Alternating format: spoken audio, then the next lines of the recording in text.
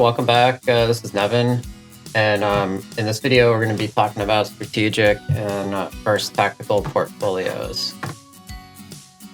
So, by this point, you should have several times now seen the financial house with the green, yellow, and red money.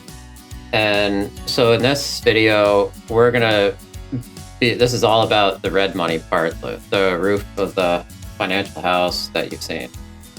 So with the red money, there's your core.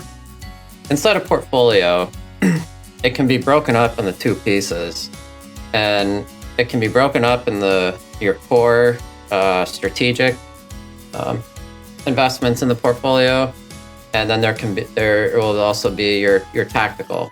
So in the core, that's going to be a longer term time frame.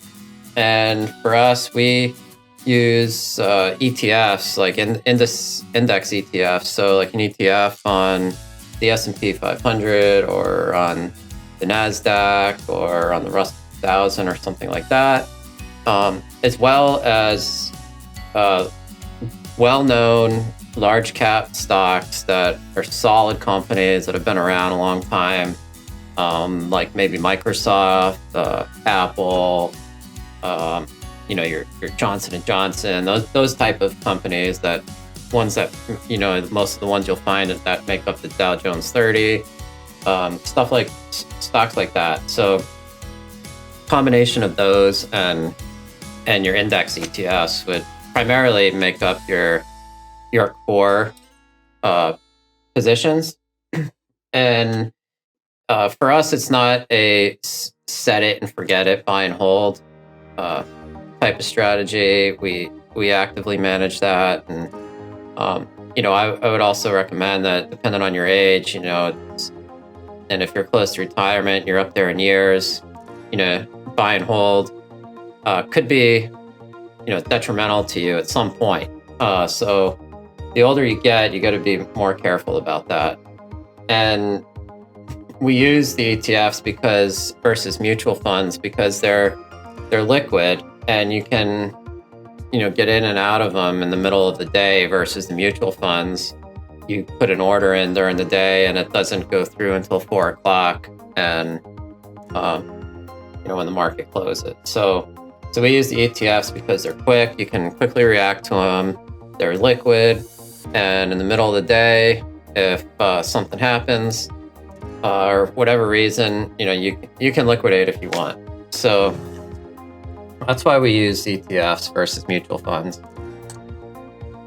And so now, looking at the tactical piece of the portfolio, again, that would involve ETFs. It could, and it can also involve stocks, but it won't be, it'll be some more speculative type of stocks. It won't be, some of the, the boring old large cap names everybody's familiar with or something. So, there'll be a little more speculation here, and that's why it's tactical. So it's short term. We're talking, these could be weeks to months type of holdings.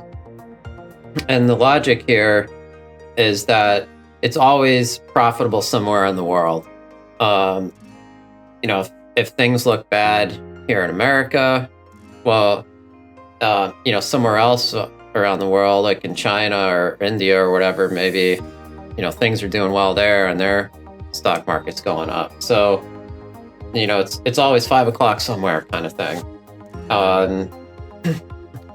It's all about sector rotation.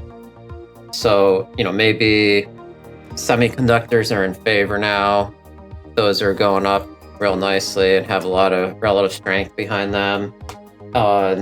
And gold is doing the opposite. It's terrible in the tank.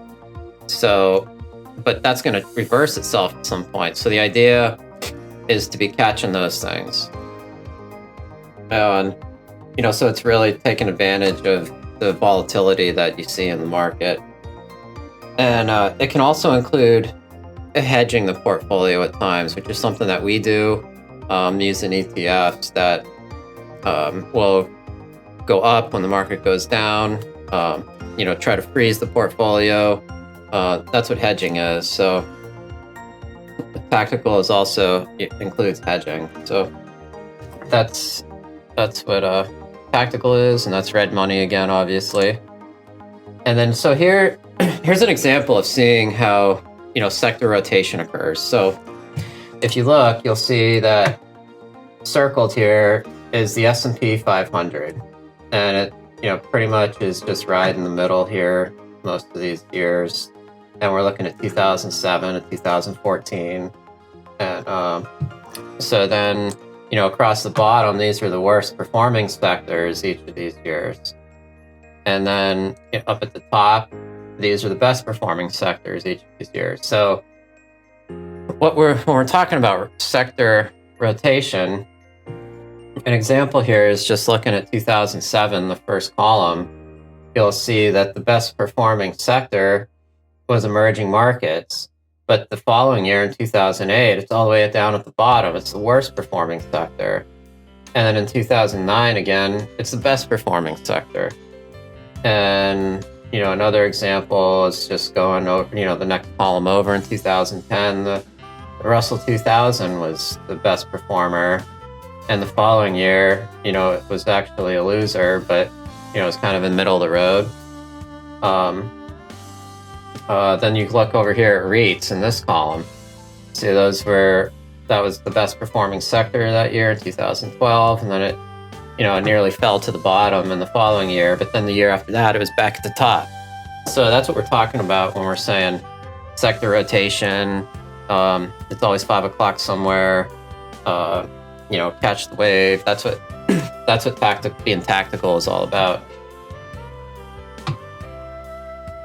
And so here, we're just showing you here like one of the indicators that we use, and to get an idea of how you find some of these sectors to jump into when it's the right time or when you're rotating. So this is just an example. On this chart, you see where the green circle is over here. This price, you'll see the price started, the blue line is the 200-day moving average, and you can see that it kind of hit it, went through it and a little bit, but not too far, and then it came back up, and then it came up through this 20-day moving average. And so that would be, one of our buy criteria. And then there's no reason to really get out of that at this time, and you can ride it all the way up, and then now here you start to see like a head and shoulders, head, left, shoulder, and it started going down, and then it hit the 200 here. So this is just one indicator, but this is an example of where you would start looking to be getting out of here, and maybe you need to rotate into some other kind of sector, because as this is going down, something else is out there that's going up. And then again, here's another one of our indicators indicating buy, where you see this moving average cross over the 20 or 200, and the price is coming up out of the up over the 200-day moving average. So you would have been out of here for about a year, and then it was time to get back in, and a year later. So that's one example. Here's just another example. You see the price here staying below the 200-day moving average, the blue line, for quite some time. Tried to get above it here, but couldn't. And then here is a breakout. So, and then you can ride that for quite a while. So here's another example. And then here's another, same thing.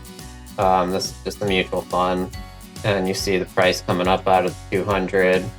And that's, one indicator of, one buy indicator of several. So that's just another example there for you. And then here's now the opposite of getting out. On this one, you see that the price started going down, broke through the 200-day moving average, which is, a big thing to pay attention to. And, it just kept going. So when it violates the 200-day moving average, that's a sell signal. And, and then it just kept falling. And and then it bottomed out here, and so you could buy back. So, but that's just to get the idea across about the sector rotation, and there's always something going up somewhere.